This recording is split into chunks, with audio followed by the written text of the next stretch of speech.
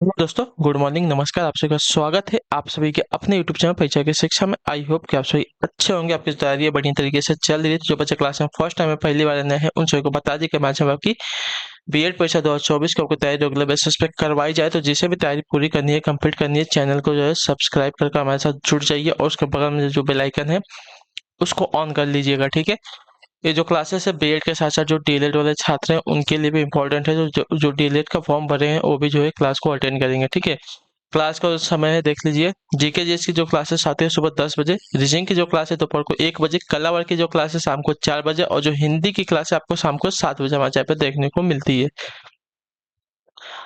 तो इतने टाइम पे आपको क्लासेस से जो है ना अपनी तैयारी को पूरा करना है। जो क्लास का शेड्यूल है इसको आप सभी लोग याद करके रखिए। बाकी आपका कोई भी डाउट हो, कोई भी क्वेश्चन हो, कोई भी क्वेरी हो तो आप हमें आके इंस्टाग्राम पे मैसेज करिए। आपका जो डाउट है क्लियर किया जाएगा। ठीक है, परीक्षा के शिक्षा का हमारे इंस्टाग्राम का पेज है, नीचे डिस्क्रिप्शन में इसका जो है लिंक मिल जाएगा साथियों। ठीक है, अगर देखिए क्लासेस का पीडीएफ चाहिए, पीडीएफ के लिए हमारा टेलीग्राम का जो चैनल है उसको ज्वाइन करके रखिए। परीक्षा की शिक्षा का टेलीग्राम का चैनल है, नीचे डिस्क्रिप्शन में इसका भी लिंक मिल जाएगा। यहाँ पे जो डेली बेसिस का क्लास का अपडेट होता है दिया जाता है, जिससे आपकी क्लास जो है मिस नहीं होती है। और जो आपका एग्जाम का अपडेट होगा वो भी आपको यहाँ पे बताया जाएगा। तो आप यहाँ पे जुड़े रहेंगे तो आपका जो है प्रॉफिट होने वाला है। ठीक है, तो चलें क्लास स्टार्ट करेंगे। और देखिए आज आपका जो है 1 मार्च है और 3 मार्च को जो है यूपी बीएड वालों का लास्ट डेट है फॉर्म का। तो जिसने फॉर्म नहीं भरा है जाके भर दीजिए फॉर्म। ठीक है, और नहीं तो आपको लेट फीस के साथ जो है 10 मार्च तक का टाइम और मिलेगा। ठीक है, तो जिसको लेट फीस के साथ भरना है वो 10 मार्च तक भर सकता है। ठीक है, और जो है 24 अप्रैल को इसका एग्जाम का डेट है। तो आप सभी लोग याद रखिएगा, अभी तक जो है बिहार वालों को फॉर्म आया नहीं है। जैसे ही फॉर्म आएगा आपको वहाँ पे अपडेट दे दिया जाएगा। ठीक, क्लियर है सभी को इसके बारे में। तो चलें क्लास स्टार्ट करें। स्टार्ट करने से पहले जिसने क्लास को लाइक नहीं किया क्लास को एक लाइक कर दीजिए, क्लास को अपने दोस्तों के साथ जो है शेयर कर दीजिएगा। ठीक है, तो चलिए क्लास स्टार्ट करें। ध्यान से एक क्वेश्चन को देख के अच्छे से उत्तर देते हुए चलेंगे। सही सही उत्तर क्या हो जाए। चलिए देखिए पहला क्वेश्चन देखिए क्या देगा। नाबार्ड का विस्तृत रूप क्या है बताइए। नाबार्ड का विस्तृत रूप क्या है, यानी कि नाबार्ड का फुल फॉर्म क्या है साथियों। इसका राइट आंसर क्या हो जाएगा। तो देखिए नाबार्ड का विस्तृत रूप आपका हो जाएगा साथियों national bank for agriculture and rural development. Rural development, तो जो आपका बेल अभी कब देगा आपका राइट आंसर हो। ठीक है, national bank for agriculture and rural development. ठीक है, और इसकी जो स्थापना है आपकी 12 जुलाई 1982 को की गई थी। ठीक है, किसके द्वारा, तो देखिए शिवरामन समिति के द्वारा। ठीक है, शिवरामन समिति की सिफारिशों के आधार पर जो है ग्रामीण क्षेत्रों में ग्रामीण क्षेत्रों के विकास के लिए इसकी स्थापना की गई थी। ठीक है, नाबार्ड की।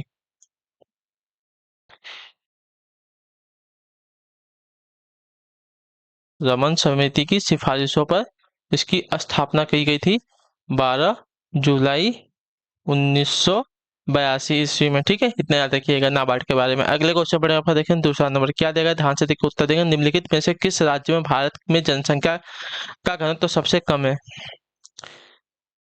2011 की जनगणना के अनुसार ये पूछा गया क्वेश्चन है। ठीक है, तो निम्नलिखित में से किस राज्य में भारत में जनसंख्या का जो जन घनत्व है सबसे कम है साथियों। इसका सही उत्तर हो जाएगा आपका अरुणाचल प्रदेश में। ठीक है, याद रखिएगा। तो जो आपका दिया गया यहाँ पे डी वाला विकल्प आपका राइट आंसर है। ठीक है, अरुणाचल प्रदेश में जो है 17 व्यक्ति प्रति वर्ग किलोमीटर वहाँ का जन घनत्व है, इतना याद रखेंगे। ठीक है, मिजोरम का आपको 52 व्यक्तियों प्रति वर्ग किलोमीटर है। सिक्किम राज्य में आपका 86 व्यक्ति प्रति वर्ग किलोमीटर है। नागालैंड में जो आपका 119 व्यक्ति प्रति वर्ग किलोमीटर में है। ठीक है, क्लियर सभी को। और अरुणाचल प्रदेश में कितना है, तो अरुणाचल प्रदेश में 17 व्यक्ति, इतना याद रखिएगा। ठीक है, मिजोरम में, तो मिजोरम की बात करें 52 व्यक्ति प्रति वर्ग किलोमीटर है। सिक्किम आपका 86 व्यक्ति जो है प्रति वर्ग किलोमीटर में है। और नागालैंड में, तो नागालैंड में आपका 119 व्यक्ति प्रति वर्ग किलोमीटर है। ठीक है, तो जनसंख्या घनत्व सबसे कम किस राज्य में है, आपका अरुणाचल प्रदेश में हो जाएगा। जो आपका दिया गया डी वाला विकल्प आपका सही उत्तर। अगले क्वेश्चन में आपका देखें तीसरा नंबर क्या देगा। फरवरी 2023 में 12वां विश्व हिंदी सम्मेलन निम्न में से कहाँ आयोजित किया जाएगा बताइए, मतलब कहाँ किया गया था। तो इसका राइट आंसर हो साथियों फिजी में। जो आपका दिया गया यहाँ पे ये वाला विकल्प आपका सही उत्तर हो जाएगा। ठीक है, क्लियर सभी को। 12वां विश्व हिंदी सम्मेलन जो आपका 15 से 17 फरवरी को 2023 में जो है फिजी में आयोजित किया गया था। ठीक है, क्लियर सभी को यहाँ तक। चलेंगे अगले क्वेश्चन बढ़ेंगे। ध्यान से देखेंगे क्या देगा आपका चौथा नंबर प्रश्न। बताइएगा आंसर क्या हो जाएगा। निम्नलिखित में से कौन एक प्राइमरी स्टोरेज डिवाइस है बताइए। प्राइमरी स्टोरेज डिवाइस कौन सा, हार्ड डिस्क है, रैंडम एक्सेस मेमोरी है, मैग्नेटिक टेप है, या ऑप्टिकल डिस्क है, कौन सा है। तो इसका राइट आंसर हो जाएगा साथियों यहाँ पे प्राइमरी स्टोरेज डिवाइस आपकी एक ही रैंडम एक्सेस मेमोरी, यानी कि जो रैम होती है वो होती है, ठीक है। मोबाइल में आपने रैम सुना होगा, मेमोरी कार्ड जो आपका सुना होगा, वो रैम आपका जो मोबाइल में होता है उसको देखिए क्या बोलते हैं, प्राइमरी स्टोरेज डिवाइस बोलते हैं, ठीक है। तो जो आपका दिया गया यहाँ पे पी वाला विकल्प आपका राइट आंसर होगा, ठीक है, रैंडम एक्सेस मेमोरी, ठीक। क्लियर है। अगले क्वेश्चन बढ़े आपका देखेंगे, 5वां नंबर प्रश्न क्या दिया गया, उत्तर दीजिएगा। उत्तर प्रदेश का कौन सा स्थान जो है धातु की कला और जटिल नक्काशी के लिए प्रसिद्ध, बताइए। उत्तर प्रदेश का कौन सा स्थान जो है धातु की कला और जटिल नक्काशी के लिए प्रसिद्ध है साथियों, इसका सही उत्तर क्या हो जाएगा, तो इसका राइट आंसर आपका हो जाएगा साथियों मुरादाबाद से है, जो आपका दिया गया यहाँ पे सी वाला विकल्प आपका सही उत्तर हो जाएगा, ठीक है। क्लियर है। लखनऊ किसके लिए प्रसिद्ध है, तो देखिए जरी और चिकन कुर्ता के लिए यहाँ पे प्रसिद्ध है लखनऊ, ठीक है। बनारस किस लिए प्रसिद्ध है, बनारस जो आपको साथ देखिए डिजिटल इंजन का यहाँ पे कारखाना है, साड़ी यहाँ पे बनती है, मतलब बनारसी साड़ी यहाँ पे बनती है, और गलीचा का यहाँ पे निर्माण होता है। तो खुर्जा किस लिए प्रसिद्ध है, खुर्जा देखिए आपका चीनी मिट्टी के बर्तन के लिए प्रसिद्ध है, ठीक है। तो हमसे क्या बोले, धातु की कला और जटिल नक्काशी के लिए आपका मुरादाबाद शहर प्रसिद्ध हो जाएगा, ठीक है, उत्तर प्रदेश का। अगले क्वेश्चन बढ़े आपका देखेंगे, छठा नंबर, उत्तर दीजिएगा अटेंशन, इनमें से कौन सा जो है महात्मा गांधी का आर्थिक विचार नहीं है, ठीक है। तो महात्मा गांधी का आर्थिक विचार कौन सा नहीं था, तो आपका सही उत्तर इसमें से क्या हो जाएगा साथियों, देखिए इसका सही उत्तर हो जाएगा साथियों यहाँ पे मशीनरी और नवीनतम तकनीक का अधिकतम उपयोग, जो आपका देखिए महात्मा गांधी का जो है आर्थिक विचार नहीं था, इतना याद रखिए। बाकी गैर हिंसक अर्थव्यवस्था, विकेंद्रीकरण, कुटीर उद्योग और गांव सर्वोदय का पुनर्जन्म, ये जो है गांधी जी के विचार थे, ठीक है। लेकिन मशीनरी और नवीनतम तकनीक का अधिकतम उपयोग जो है गांधी जी का आर्थिक विचार नहीं है, इतना याद रखिएगा, ठीक है। चलिए अगले क्वेश्चन बढ़ेगा, 7वां नंबर प्रश्न, बताइएगा सही उत्तर क्या हो जाएगा, क्या देगा, निम्न में से असंगत की पहचान करें, ठीक है। तो असंगत की पहचान क्या दिया गया है, तो देखिए प्रिंटिंग प्रेस का आपका जॉन हॉन्स गुटेनबर्ग ने इसका आविष्कार किया था। बैक्टीरिया का जो आविष्कार आपका देखिए एंटोनी वॉन ल्यूनहॉक ने किया था। हाइड्रोजन का आविष्कार आपका हेनरी केवेंडिश ने किया था, मतलब जो है इसकी खोज की थी। लेकिन ऑक्सीजन ब्लेस पास्कल के साथ दिया गया आपका गलत है, ठीक है। ऑक्सीजन की खोज जो आपकी देखिए जोसेफ प्रिंसटले तथा कार्ल विलियम्स सीले ने किया था, ठीक है, याद रखिएगा। तो जो आपका दिया गया यहाँ पे सी वाला विकल्प आपका राइट आंसर हो जाएगा, ठीक। ऑक्सीजन का खोज जो आपका किसने, तो जोसेफ प्रिंस टले तथा कार्ल विलियम सीले ने किया था, ठीक है। क्लियर है। अगले क्वेश्चन बढ़े आपको देखेंगे, 8वां नंबर प्रश्न, ध्यान से देखिएगा, बताइएगा राइट आंसर का। पराध्वनिक गति का मापांकन किस इकाई से होता है, बताइए। पराध्वनिक पराध्वनिक की पराध्वनिक पराध्वनिक गति का मापांकन किस इकाई से होता है साथियों, तो इसका राइट आंसर हो जाएगा यहाँ पे मैक के द्वारा, जो आपका दिया गया यहाँ पे ये वाला विकल्प आपका राइट आंसर हो जाएगा, ठीक है। क्लियर सभी को इसके बारे में। पराध्वनिक गति का मापांकन जो है मैक एक संख्या द्वारा किया जाता है। हर्ट्स हर्ट्स जो दिया है आपके देखिए आवृत्ति का मापक होता है। नॉट जो है साथियों देखिए चालक का मात्रक होता है, जो एक समुद्री मील प्रति घंटा के बराबर होता है, ठीक है। और रिक्टर जो दिया गया, रिक्टर एक भूकंप तीव्रता का मापन होता है, ठीक है, याद रखिएगा। अगले क्वेश्चन बढ़े आपका देखें, 9वां नंबर, शहद का प्रमुख घटक निम्न में से कौन सा, बताइए। ग्लूकोज, सुक्रोज, माल्टोज या फ्रक्टोज। तो शहद का प्रमुख घटक आपका देखिए फ्रक्टोज होता है, फ्रक्टोज जो कि फलों में पाया जाता है। तो जो आपका दिया गया डी वाला विकल्प आपका राइट आंसर, फलों का शर्करा होता है, तो जो दिया गया डी वाला विकल्प आपका राइट आंसर हो जाएगा, ठीक है। क्लियर है। शहद में जो फ्रक्टोज की मात्रा होती है कितनी होती है, 41% होती है, ठीक है। ग्लूकोज की मात्रा आपकी 34% होती है, जल की मात्रा आपकी 18% होती है, तथा शेष आपके अन्य पदार्थ होते हैं इसमें। अगले क्वेश्चन में आपका 10वां नंबर, क्या देगा, घरेलू हिंसा से महिलाओं की सुरक्षा हेतु अधिनियम कब लागू किया गया था, बताइए। घरेलू हिंसा से महिलाओं की रक्षा हेतु सुरक्षा हेतु अधिनियम कब लागू किया गया था, तो आपका राइट आंसर साथियों वर्ष 2006 में, जो आपका दिया गया ये वाला ऑप्शन आपका पे राइट आंसर हो जाएगा, ठीक है। क्लियर सभी को इसके बारे में। तो जो दिया गया है ऑप्शन नंबर ए आपका यहाँ पर राइट आंसर होगा, ठीक। क्लियर है। चलेंगे अगले क्वेश्चन बढ़ेंगे, आपका देखेंगे क्या दिया गया है, 11 नंबर, बताइएगा राइट आंसर क्या होगा। महात्मा गांधी ने भारतीय राष्ट्रीय कांग्रेस के निम्नलिखित सत्रों में से किसकी अध्यक्षता की थी, बताइए। महात्मा गांधी ने भारतीय राष्ट्रीय कांग्रेसों के निम्नलिखित सत्रों में से किसकी अध्यक्षता की थी, तो आपका सही उत्तर है साथियों वर्ष 1924 बेलगाम की, जो आपका दिया गया यहाँ पे सी वाला विकल्प आपका राइट आंसर हो जाएगा, ठीक है। ये इनका पहला और आखिरी जो है क्या था, अध्यक्षता थी, याद रखिएगा, कांग्रेस के लिए। तो जो आपका दिया गया सी वाला विकल्प आपका राइट आंसर हो जाएगा, ठीक, याद रखिएगा, ठीक है। महात्मा गांधी ने जो है भारतीय राष्ट्रीय कांग्रेस की सत्रों में से किसकी अध्यक्षता की थी, तो 1924 बेलगाम वाली, ठीक है। अगले क्वेश्चन बढ़े आपका देखें 12 नंबर, बताइएगा राइट आंसर होगा, निम्न में से किसे विधानसभा का 17वां करने की शक्ति बताइए। निम्नलिखित में से किसे जो है विधानसभा का सत्रावसान करने का शक्ति प्रदान है? राष्ट्रपति को, मुख्यमंत्री को, राज्यपाल को, प्रधानमंत्री को। तो आपका राइट आंसर साथियों यहाँ पे हो जाएगा राज्यपाल को, जो आपका दिया गया सी वाला विकल्प आपका सही उत्तर हो जाएगा। ठीक है, भारतीय संविधान के अनुच्छेद 174 के अनुसार जो है विधानसभा का सत्र आहूत, सत्रावसान तथा विघटित करने की शक्ति जो है राज्यपाल में निहित होती है। ठीक है, अगले क्वेश्चन बढ़े आपका देखें 13 नंबर, उत्तर दीजिए। अक्टूबर 2022 में निम्न में से किसे जो है ब्राजील का नया राष्ट्रपति चुना गया? बताइए, अक्टूबर 2022 में किसे जो है ब्राजील का नया राष्ट्रपति चुना गया साथियों? तो इसका सही उत्तर हो जाएगा यहाँ पे लूला डी सिल्वा को। ठीक है, लूला डी सिल्वा को जो है 2022 में अक्टूबर के ब्राजील का नया राष्ट्रपति चुना गया था। ठीक है, क्लियर है। चलिए अगले क्वेश्चन पढ़ेंगे, ध्यान से देखेंगे क्या पूछा गया आपका 14 नंबर प्रश्न। ठीक है, अक्टूबर 2022 में भारतीय अंतरिक्ष अनुसंधान संगठन यानी कि इसरो द्वारा निम्न में से किस रॉकेट की सहायता से जो है 36 उपग्रहों को जो सफलतापूर्वक कक्षा में उपस्थित किया है? बताइए, इसका सही उत्तर क्या हो जाएगा? तो इसका राइट आंसर हो जाएगा LVM-3 एंड M2 के द्वारा, जो आपका दिया गया पे ये वाला विकल्प आपका राइट आंसर होगा। ठीक है, क्लियर सभी को। अक्टूबर 2022 में भारतीय अंतरिक्ष अनुसंधान संगठन इसरो ने जो है सबसे भारी रॉकेट LVM-3 M2 की सहायता से जो है वन वेब द्वारा विकसित 36 उपग्रहों को जो है उसकी कक्षा में सफलतापूर्वक स्थापित किया। ठीक है, क्लियर है सभी को इसके बारे में। चलेंगे अगले क्वेश्चन पर आपका देखेंगे 15 नंबर, ध्यान से देखिएगा, उत्तर दीजिएगा। आइडेंटिफाई ब्रिटिश भारत में सांप्रदायिक प्रतिनिधित्व की व्यवस्था निम्नलिखित में से किस अधिनियम द्वारा की गई थी? बताइए। तो आपका राइट आंसर हो जाएगा यहाँ पे माल्य मिंटो सुधार अधिनियम 1909 के द्वारा। तो जो आपका बी ऑप्शन देगा आपका राइट आंसर हो जाएगा। ठीक है, क्लियर सभी को। ब्रिटिश भारत में सांप्रदायिक प्रतिनिधित्व की व्यवस्था जो है माल्य मिंटो सुधार 1909 अधिनियम के द्वारा की गई थी, जो आपका दिया गया बी वाला विकल्प आपका यहाँ पे राइट आंसर होगा। अगले क्वेश्चन में आपका 16 नंबर, ध्यान से देखिएगा, बताइएगा राइट आंसर हो जाएगा।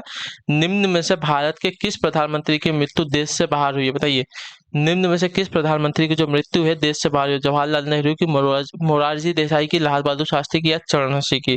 तो आपका राइट आंसर हो जाएगा यहाँ पे लाल बहादुर शास्त्री की जो मृत्यु है देश से बाहर हुई है। तो जो आपका दिया गया सी वाला ऑप्शन आपका यहाँ पे सही उत्तर हो जाएगा। ठीक है, क्लियर सभी को। कहाँ हुई थी? तो ताशकंद में 11 जनवरी 1966 को जो है इनकी मृत्यु हुई थी देश के बाहर। ताशकंद जो है वर्तमान में उज्बेकिस्तान की राजधानी है। ठीक है, अगले क्वेश्चन बढ़े होगा 17 नंबर, क्या देगा? 86वें संशोधन द्वारा प्रस्तावित शिक्षा का अधिकार किस वर्ष जो है लागू किया? बताइए, 86वें संशोधन द्वारा प्रस्तावित शिक्षा का अधिकार जो है किस वर्ष लागू किया गया? तो आपका सही उत्तर हो जाएगा साथियों 2010 में लागू किया गया था, जो आपका दिया गया यहाँ पे डी वाला विकल्प आपका राइट आंसर हो जाएगा। ठीक है, क्लियर है। इसमें क्या कहा गया? तो 6 से 14 आयु वर्ग के सभी बच्चों को जो है निःशुल्क एवं अनिवार्य शिक्षा का अधिकार जो है इस प्रावधान में किया गया था। ठीक है, क्लियर है सभी को इसके बारे में। 1 अप्रैल 2010 से जो है लागू किया गया था। ठीक है, और आपके मौलिक कर्तव्य जो है उसमें जोड़े गए थे। अनुच्छेद 21 के बाद जो आपका अनुच्छेद 21A जोड़ा गया था और उसमें वो कहा गया था। ठीक है, अगले क्वेश्चन बढ़े आपका 18 नंबर, उत्तर दीजिएगा। निम्नलिखित सल्तनत शासकों में कौन जो है अफगान मूल के थे? बताइए, निम्नलिखित सल्तनत शासकों में से कौन जो है अफगान मूल के थे? साथियों इसका सही उत्तर क्या हो जाए? तो आपका राइट आंसर यहाँ पे हो जाएगा लोधी, जो आपका दिया गया है आपके अफगान मूल के थे। तो जो आपका दिया गया यहाँ पे डी वाला ऑप्शन आपका यहाँ पे सही उत्तर हो जाएगा। ठीक है, क्लियर है। बलौद लोधी ने जो है 1451 ईस्वी में लोधी वंश की स्थापना की थी। इस वंश का जो शासन काल है 1451 से लेकर 1526 ईस्वी तक रहा था। ठीक है, क्लियर है। अगला क्वेश्चन देखा आपका 19 नंबर, ध्यान से देखिएगा, बताइएगा राइट आंसर क्या हो जाएगा। प्रसिद्ध यूनानी राजदूत मेगास्थनीज भारत में किसके दरबार में आए थे? तो इसका राइट आंसर आपका हो जाएगा साथियों चंद्रगुप्त मौर्य के, जो आपका दिया गया यहाँ पे सी वाला विकल्प आपका राइट आंसर हो जाएगा। ठीक है, और इन्होंने कौन सी पुस्तक लिखी थी? तो याद रखिएगा इंडिका नामक पुस्तक इन्होंने लिखी थी। ठीक है, क्लियर है।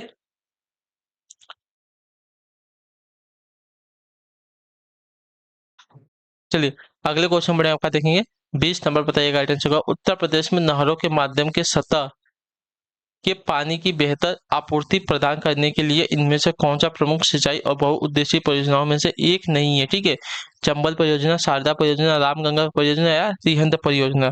तो आपका यहाँ पे राइट आंसर हो सकते हो चंबल परियोजना, जो आपका दिया गया ये ऑप्शन आपका राइट आंसर। ठीक है, चंबल परियोजना जो है चंबल नदी पर अवस्थित है तथा इससे लाभान्वित होने वाले राज्य आपके राजस्थान तथा मध्य प्रदेश है। ठीक है, और ये जो है आपका देखिए किसके लिए? तो सिंचाई और के लिए बहुउद्देशीय परियोजना नहीं है, इतना याद रखिएगा। ठीक है, सादा परियोजना, रिहंद परियोजना तथा रामगंगा परियोजना से लाभान्वित होने वाले जो आपके प्रदेश और राज्य है, आपके उत्तर प्रदेश राज्य है। ठीक है, क्लियर है। लेकिन चंबल परियोजना कहाँ? तो चंबल परियोजना जो आपका देखिए किसके लिए बना है? राजस्थान तथा मध्य प्रदेश के, हमसे उत्तर प्रदेश के लिए पूछा था। ठीक है, तो उत्तर प्रदेश के लिए आपका हो जाएगा शारदा परियोजना, रामगंगा परियोजना और रिहंद परियोजना। ठीक है, याद रखिएगा। अगले क्वेश्चन पर आपका देखेंगे 21 नंबर उत्तर दीजिएगा। लैन किसका लघु रूप है? बताइए। यानी कि लैन का फुल फॉर्म क्या होता है? देखिए, लैन का फुल फॉर्म होता है लोकल एरिया नेटवर्क्स, जो आपका दिया गया यहाँ पे डी वाला विकल्प आपका राइट आंसर हो जाएगा, जिसका प्रयोग 2 या 2 से अधिक कंप्यूटर को जोड़ने के लिए जो है किया जाता है। ठीक है, अगले क्वेश्चन पर आपका देखिए 22 नंबर क्वेश्चन है। सूखी बर्फ निम्न में से क्या होती है? तो सूखी बर्फ जो आपकी होती है साथियों, यहाँ पे होती है ठोस कार्बन डाइऑक्साइड होती है। ठीक है, ठोस कार्बन डाइऑक्साइड को जो है सूखा बर्फ कहा जाता है। तो जो आपका दिया गया यहाँ पे सी वाला विकल्प आपका यहाँ पे राइट आंसर हो जाएगा। ठीक है, क्लियर सबको इसके बारे में। चलिए अगले क्वेश्चन पर पढ़ेंगे, ध्यान से देखेंगे क्या पूछा गया आपका। अगला क्वेश्चन 23 नंबर। ठीक है, ध्यान से देखिएगा, उत्तर दीजिएगा।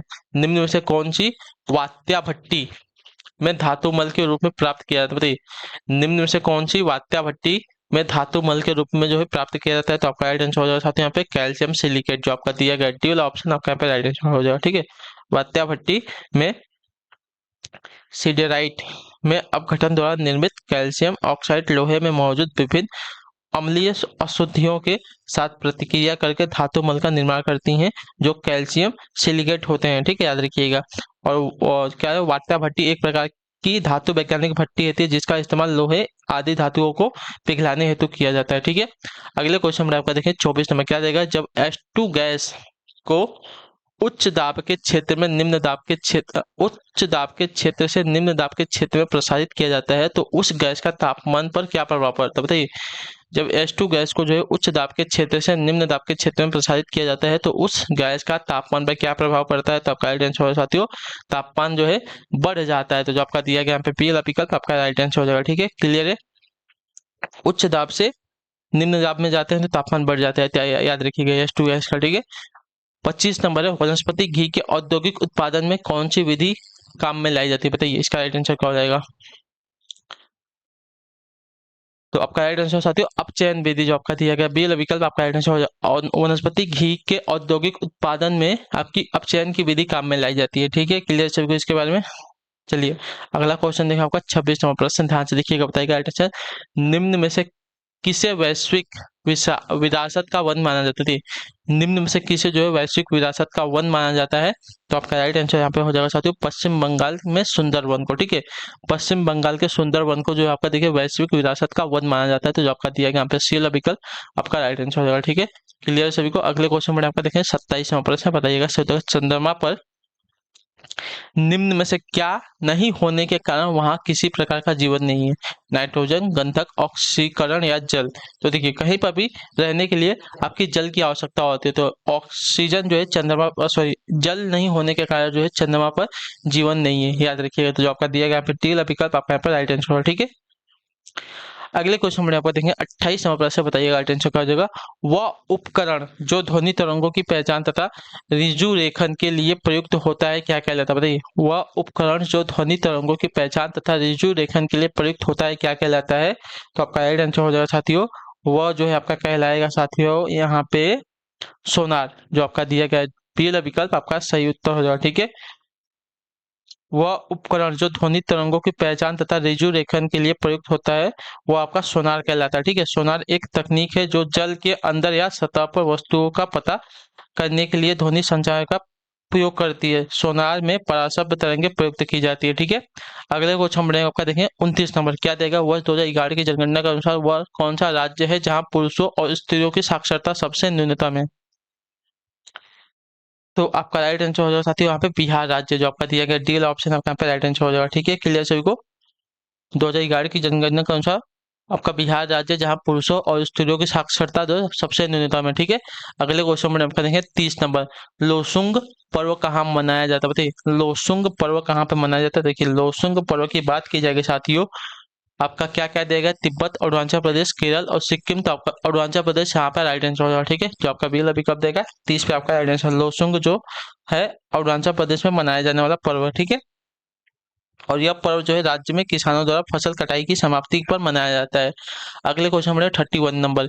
निम्न में से वह मद कौन सा है जिसके लिए भारत आयात पर सर्वाधिक राशि खर्च करता है? बताइए, निम्न में से वह कौन सा मद है जिसके लिए भारत जो है आयात पर सर्वाधिक मद जो है राशि खर्च करता है? तो आपका राइट आंसर यहाँ पे हो जाएगा साथियों कच्चा पेट्रोलियम। ठीक है, कच्चा पेट्रोलियम के आयात के लिए जो आपका भारत है सर्वाधिक राशि खर्च करता है, याद रखिएगा। अगले क्वेश्चन बड़े आपका देखें 32 नंबर बताइएगा राइट आंसर। मैरी क्यूरी को दो भिन्न नोबेल पुरस्कार किन भिन्न श्रेणियों में मिले थे? बताइए, मैरी क्यूरी को जो है दो भिन्न नोबेल पुरस्कार जो है दो भिन्न श्रेणियों में मिले थे। कौन से थे श्रेणी? तो देखिए इसका राइट आंसर हो जाएगा साथियों भौतिक और रसायन के क्षेत्र में जो आपका दिया गया यहाँ पे ये वाला विकल्प आपका राइट आंसर हो जाएगा। ठीक है, क्लियर सभी को इनके बारे में। 1930 में इन्हें जो है देखिए भौतिक विज्ञान के लिए मिला था और 1911 में जो है इन्हें देखिए नोबेल पुरस्कार मिला था रसायन के लिए। ठीक है, याद रखेंगे। अगले क्वेश्चन पर देखिए 33 नंबर क्या देगा। महावीर स्वामी कौन थे? 21वें तीर्थंकर थे, 24वें तीर्थंकर थे, 23वें तीर्थंकर थे या 22वें तीर्थंकर थे? तो महावीर स्वामी आपके अंतिम व 24वें तीर्थंकर थे जो आपका दिया गया यहाँ पे बी वाला विकल्प आपका राइट आंसर हो जाएगा। ठीक है, क्लियर है।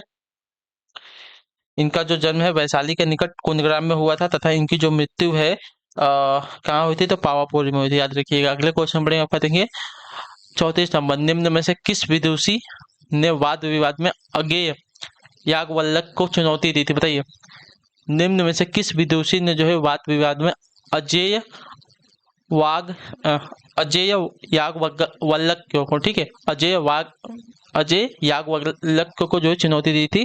तो आपका यहाँ पे राइट आंसर हो जाएगा साथियों गार्गी ने, जो आपका दिया गया डी वाला विकल्प आपका राइट आंसर हो जाएगा। ठीक है, ब्रह्मवादिनी गार्गी ने राजा जनक के दरबार में अजेय याज्ञवल्क्य को वाद विवाद में चुनौती दी थी। ठीक है, इन दोनों के बीच हुए वाद विवाद जो है बृहदारण्यक उपनिषद में वर्णित है। ठीक है, अगले क्वेश्चन बनेगा 35 नंबर।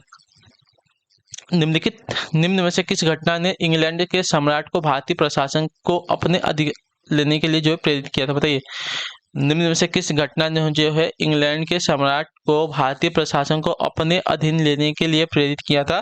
तो आपका राइट आंसर हो सकता है सिपाहियों के विद्रोह ने, जो आपका दिया गया है यहाँ पे डी वाला विकल्प आपका राइट आंसर हो जाएगा। 1857 को जो आपका सिपाही विद्रोह हुआ था इसके वजह से जो है इंग्लैंड के सम्राट ने भारतीय प्रशासन को अपने अधीन लेने का निर्णय लिया था। अगले क्वेश्चन बड़े आपका देखेंगे 36 नंबर बताइएगा राइट आंसर का। 13वीं शताब्दी में राजस्थान में माउंट अबू में प्रसिद्ध दिलवाड़ा मंदिर किसने बनाया? बताइए, 13वीं शताब्दी में राजस्थान में माउंट अबू का जो दिलवाड़ा मंदिर है साथियों किसने बनवाया था? तो इसका सही उत्तर है साथियों तेजपाल ने, जो आपका दिया गया डी वाला विकल्प आपका सही उत्तर हो जाएगा। ठीक है, क्लियर है।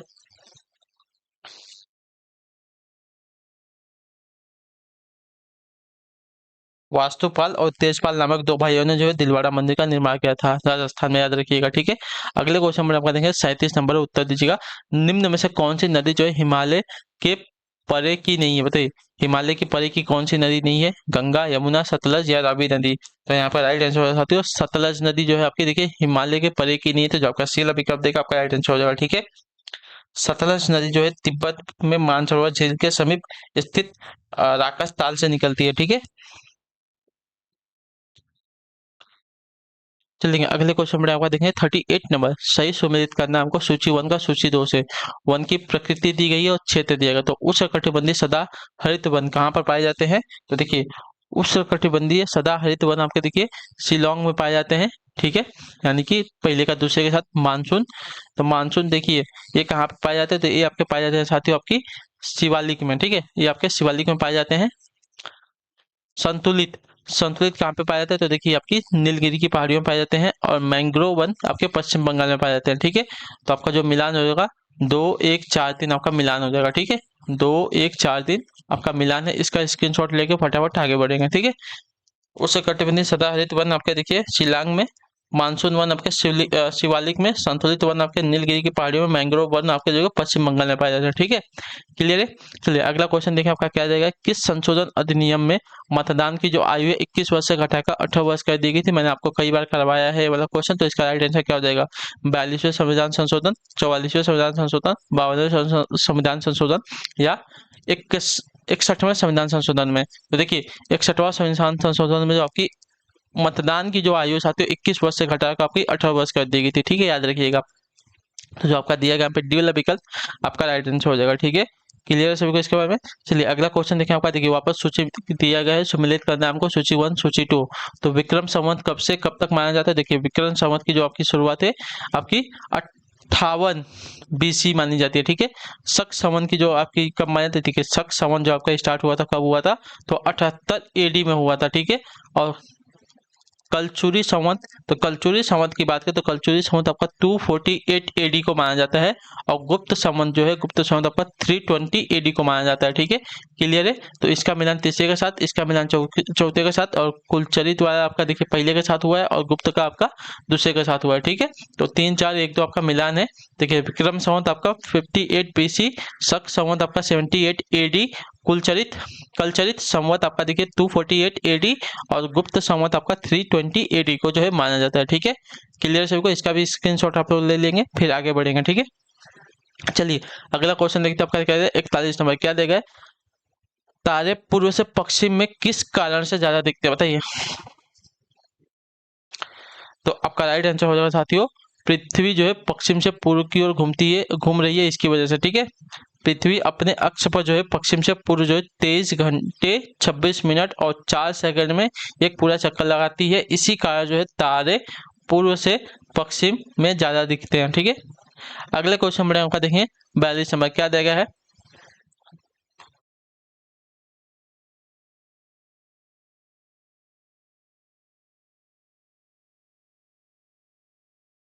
निम्न में से कौन सा विषय जो है केंद्रीय सूची में नहीं? बताइए, जनगणना, बैंकिंग, मजदूर संगठन या विदेशी ऋण? तो आपका राइट आंसर यहाँ पे हो जाएगा साथियों बैंकिंग। बैंकिंग जो आपका देखिए केंद्रीय सूची में नहीं शामिल है, तो जो आपका दिया गया यहाँ पे बी विकल्प आपका राइट आंसर हो जाएगा। ठीक है, क्लियर है सबको इसके बारे में? एक मिनट, नहीं नहीं, केंद्रीय में आपका मजदूर संगठन नहीं आएगा साथियों। ठीक है, मजदूर संगठन जो आपका देखिए केंद्रीय सूची में शामिल नहीं होता, जो आपका दिया गया यहाँ पे सी वाला विकल्प आपका यहाँ पे सही उत्तर हो जाएगा। ठीक है, क्लियर है। चलिए अगले क्वेश्चन में आपका देखिए 43 नंबर, संसदीय शब्दावली में समापन से क्या आशय? बताइए, संसदीय शब्दावली में समापन से क्या आशय होता है? तो देखिए समापन से आपका आशय हो जाएगा यहाँ पे किसी प्रस्ताव की चर्चा पर रोक। तो जो आपका दिया गया बी वाला विकल्प आपका आंसर हो जाएगा। ठीक है, क्लियर है। संसदीय शब्दावली में समापन से आशय है कि किसी प्रस्ताव की चर्चा पर रोक। ठीक है, क्लियर है। संसद में किसी विषय पर हो रहे वाद विवाद को समाप्त करने के लिए कोई भी सदस्य खड़ा होकर प्रस्ताव कर सकता है कि अब प्रश्न रखा जाए। समापन की स्वीकृति अध्यक्ष के स्वविवेक पर निर्भर होती है। ठीक है, अगले क्वेश्चन में आपका देखें 44 नंबर, उत्तर दीजिएगा। निम्न में से कौन सा युग्म आपका सुमेलित नहीं है? ठीक है, अनुच्छेद 14 जो आपका विधि के अनुसार समानता है, अनुच्छेद 16 आपका समान अवसर दिया गया, अनुच्छेद 17 जो आपका उपाधियों का समापन दिया गया है, अनुच्छेद 21 जो आपका प्राण एवं दैहिक स्वतंत्रता से है। तो यहाँ पे कौन सा आपका सही सुमेलित नहीं है? तो देखिए आपका जो अनुच्छेद 17 दिया गया आपका एक किससे संबंधित है? तो आपका अस्पृश्यता के अंत से संबंधित। ठीक है, उपाधियों के समापन से नहीं, आपके अस्पृश्यता के अंत से संबंधित है। ठीक है, क्लियर। जो आपका दिया गया सी वाला विकल्प आपका यहाँ पर राइट आंसर होगा। ठीक है, अगले क्वेश्चन में आपका 45 में बताइएगा आंसर, निम्न में से किस राष्ट्रपति ने लगातार 2 बार राष्ट्रपति पद संभाला है? तो आपका राइट आंसर यहाँ पे हो जाएगा साथियों डॉक्टर राजेंद्र प्रसाद ने। जो आपका दिया गया यहाँ पे सी वाला विकल्प आपका सही उत्तर हो जाएगा। ठीक है, क्लियर सभी को इसके बारे में? क्लियर है ना?